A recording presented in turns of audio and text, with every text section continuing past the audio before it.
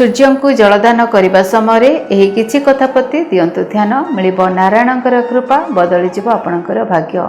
नमस्कार, शुभ सकाळ आपण समस्त को अनेक अनेक शुभेच्छा एवं शुभ अभिनंदन। दर्शक बंधु, हिंदू धर्म रे प्रत्येक देवादेवींकर निजस्व स्थान एवं सेमानंकर महिमा मध्य रही। समस्त देवादेवी मानकर दिन एवं सेमानकर पूजा विधि भिन्न भिन्न होइथाय। तेबे हाँ, शनिवार दिन जेपरि भगवान शनिदेव को पूजा करा जाए, रविवार दिन मध्य ठीक सेहीपरि प्रभु नारायण एवं प्रभु सूर्यदेव को पूजा करा जाइथाय। एहा सहित रविवार को सूर्यंकर दिन भाव में विवेचना करा जाए। तेबे जदि कोनोसी व्यक्ति नियमित भाव में सूर्य भगवानकर उपासना करती, तांको उपरे सर्वदा सूर्यंकर कृपा रही है। हिंदू शास्त्र अनुसार प्रत्येक व्यक्ति स्नान पर सूर्य को जल अर्पण करिथांती। एपरि करिबा द्वारा मन में सकारात्मक भावना आसीथाय। किंतु हाँ, सूर्य भगवान को जल अर्पण करने समय किसी निर्दिष्ट जिनिस प्रति आपण को ध्यान देवाक पड़ता है। एपरि करिबा द्वारा घरे सुख समृद्धि लगी रहिबा सहित शक्ति, बुद्धि, ज्ञान, उज्ज्वलता आदि प्राप्त होइथाय।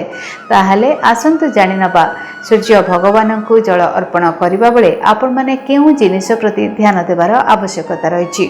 दर्शक बंधु, सूर्य भगवान को जल अर्पण समय एही विशेष किछि कथा प्रति आपण माने ध्यान दियंतु।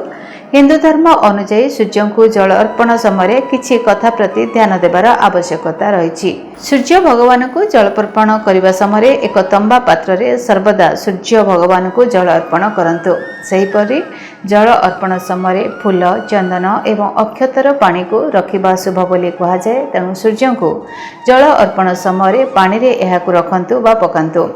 पुराण एवं ज्योतिष शास्त्र अनुसार सूर्य को जल अर्पण समय सर्वदा पूर्वमुखा होई जल अर्पण करंतु। एपरि करिबा द्वारा सूर्यंकर कृपा दृष्टि पड़िथाय। एहा सहित आपण धनवान एवं भाग्यशाली मध्य होइथांती।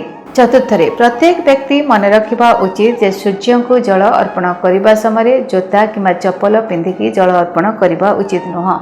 एपरि करने द्वारा आपणक उपरे सूर्यंकर कोपदृष्टि पड़िबा सहित जीवन रे दारिद्रता एवं अशांति लागी रहिबो। पंचमरे सूर्य को जल अर्पण करने समय अर्पित करुवा जलधारा उपरे सूर्यंकर किरण को देखिबा शुभ बोली विवेचना करा जाए। सूर्य पूजार लाभ कौन? जो व्यक्तिंकर कुंडली रे सूर्य दुर्बल होइथांती, सही व्यक्ति नियमित भाव में सूर्य को जल प्रदान करने उचित। सेहीपरि जो व्यक्ति माने कोनोसी कर्म रे बारंबार प्रयास परे मध्य आपण माने सफलता पाई पारुनाहांती, तेबे सही व्यक्ति माने सूर्य भगवान को पूजा करने समय जल अर्पण करने शुभ फल प्राप्ति होइथाय। यह सहित सूर्य भगवान को प्रत्येक दिन जल अर्पण करने द्वारा मन शांत होगा सहित व्यक्तिर अहंकार एवं क्रोध नष्ट होइथाय। यह व्यतीत घरे सर्वदा सुख, शांति एवं समृद्धि लगी रही है। तेबे सूर्य को प्रत्येक दिन पूजा करने द्वारा आपणकर आर्थिक स्थिति सुदृढ़ होगा सहित आपण धनवान मध्य होइथांती। तेबे दर्शक बंधु, प्रतिदिन सकाळ उठी आपण माने निजर प्रातः कर्म सारी सूर्य को नियमित भाव में जल अर्पण करंतु। आपणकर मान सम्मान प्रतिष्ठा वृद्धि पाइब, धन संपत्ति मध्य वृद्धि पाइब। सूर्यदेवों आशीर्वाद आज दिन आपण मानक पई शुभमय हो, मंगलमय हो। विदाय दियंतु। नमस्कार।